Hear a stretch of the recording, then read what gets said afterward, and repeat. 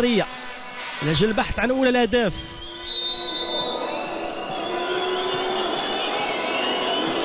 محمد فرج يسجل بطريقة قوية ورائعة جدا في الزاوية 90. الآن الأنظار تتحول لشوبير والضغط كل الضغط على منفذ الركلة الأولى من جانب المنتخب الليبي. شوبير لديه خبرة السنين ومتعود، والكرة تمنح لأحسن لاعب في صفوف المنتخب الليبي في هذه المباراة خميس سعيد. خميس سعيد يسجل وينهي مهمته بنجاح. 1-1 بين الطرفين على مستوى ركلات الترجيح. لا زالت الكرة حائرة بين ليبيا ومصر. الركلة الثانية لرحيم على عيسى. رحيم والونسي كان رحيما بليبيا وأسعد مناصري ليبيا.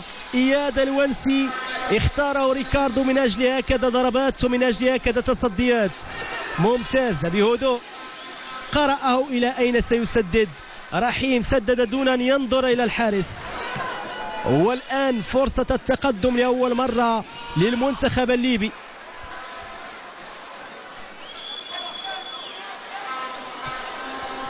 عبد الحكيم راشد لاعب الأولمبيك الليبي. عبد الحكيم أمام شوبير. عبد الحكيم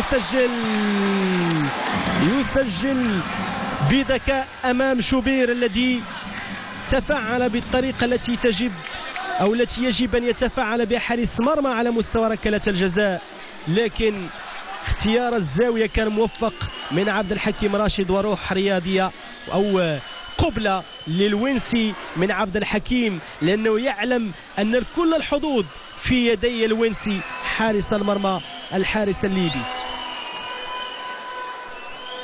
الونسي إياد أمام أحمد محمد يضيع والونسي يشعل الفرحة بين زملائه، فرحة الاقتراب من العبور إلى المونديال. لاحظوا، ولا يحتاج ليديه ويحتاج لصدره أحيانا، لقدميه أحيانا، هو يتمركز كمدافع. أي ونسي أي حارس. كرة الآن للمنتخب المصري يحيي الأمل، أو هذا المنتخب الليبي يضيف هدف آخر زليك. حتى أنا بالنظر للإثارة في هذه المقابلة أحيانا يتغالط علي بين فرحة ليبية وبين حسرة مصرية وبين كرة مصرية قادمة تضيع. ونسي بطل المقابلة، إياد الونسي. فرحة لريكاردو، اخترته من أجل هكذا لحظة. المنتخب الليبي يحقق فوز كبير على المنتخب المصري، يكدر كافة التكهنات ويعبر يمثل القارة السمراء رفقة المنتخب الوطني المغربي والمنتخب الأنغولي. مصر يودع بعدما أنهى الجولة الأولى متقدم بهدفين مقابل شيء. لن يحافظ على تقدمه. منتخب ليبيا لا يصدق المشهد، لا يصدق النتيجة والأفراح في صفوف مدرجات وجماهير العناصر. والمنتخب الليبي فرحة لا توصف بالتأهل إلى مونديال أوزبكستان. مبروك للمنتخب الليبي بفوزه في هذه المقابلة، مباراة تحديد المركز الثالث أمام المنتخب المصري الذي يتأثر لأول مرة يغيب على المونديال. حظ أوفر للمنتخب المصري في قادم المواعيد الكروية.